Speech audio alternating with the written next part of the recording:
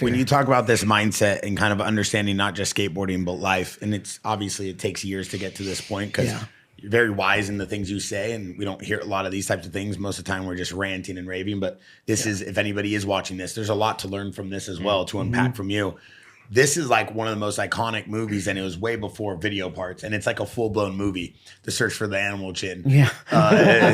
Powell Peralta Skateboards, 1987. We have this pulled up on YouTube. We'll try to show some of it here in the video clip. Can you walk me through challenges and what it was like filming this? And this was before the age of, you know, TikTok and Instagram and video parts that we have today. And I just want to say one thing. I was in Hawaii one year for Von Zipper for a photo shoot, and we went and did a photo shoot in the ditch. Oh, wow. And to see how rough and rugged that ditch is, like there had to have been so much challenge with that. So like, yeah, back to his question, I just wanted to say like that was so iconic to be standing there and like feeling the history that came from that in like growing up and watching this legendary movie. Bro, these are the bros. These are the bros on a session pushing each other to do things that they would never do on the skinniest ramp possible. I was just about to say that ramp is so skinny. So this is in Bakersfield. This is in 1986, and you're gonna see me attempt a 540. And Rodney Mullen, Tony Hawk. The video's stacked with talent. Yeah. But what was it like filming this? Walk me through kind of who put this together. Well, back to Stacey Peralta put this movie together. It's like we wanted to put together something that had a storyline and make it more fun. It was really like tongue in cheek, just really like funny things. It's just not take it so seriously, but then being serious at the same time. And a lot of these things that were filmed only that day. The way that the video age changed is like, you know, all our parts, everything you see in this movie was filmed that day. There was no like going back to the place and go get the clip. You didn't spend weeks or months on one trick. This was like you got what you got in that hour, and that's part of the video. And all this stuff is shot on film, correct? This is shot on video camera. Okay. Some of it is shot in Super 8, but because that's the one thing in Super 8, you can't just watch the clip back and be like, oh, did I get it? No, you got to wait till you develop. Yeah. So it's and I love that because you can feel it. Like you can feel the sessions through watching Super 8 clips. Oh, totally. Know? And so, you know, the way that we presented skating is this is who we are now. This is what we got to offer, and that's it. When after these videos, this was like mid 80s.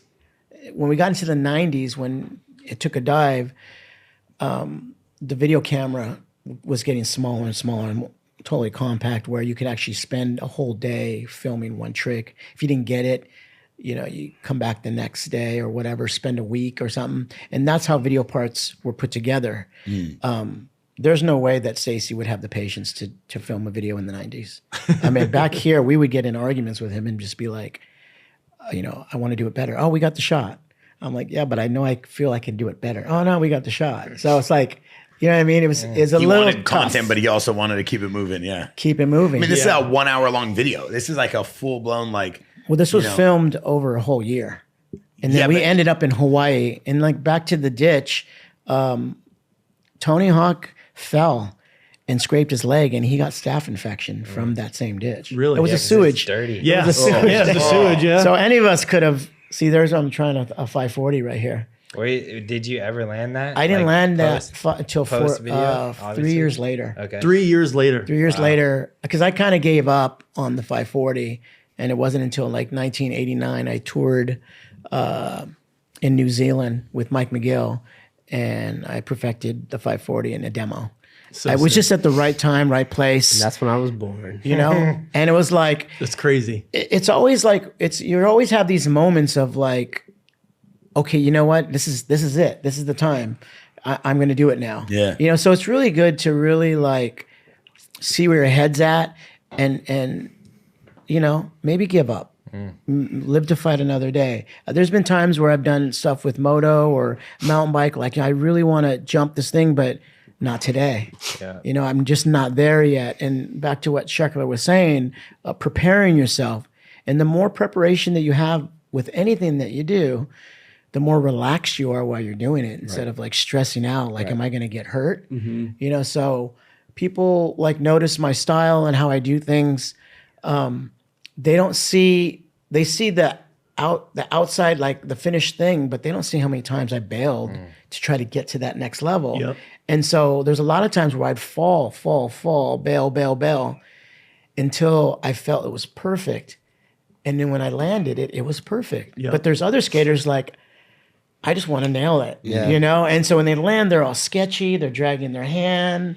There's no passion, bro. There's just Doesn't like, look I just want to clean. get the trick done. Yeah. But I've always cared about how I looked. Yeah. So We talked about that, about you your know, style after the trick. Yep. yeah, My it's like favorite with thing- moto, like Yeah. like with jumping, you know, obviously you weren't satisfied with just jumping off a jump like that, right? Yeah. Yep. And I'm not either. Yeah. You know what I mean?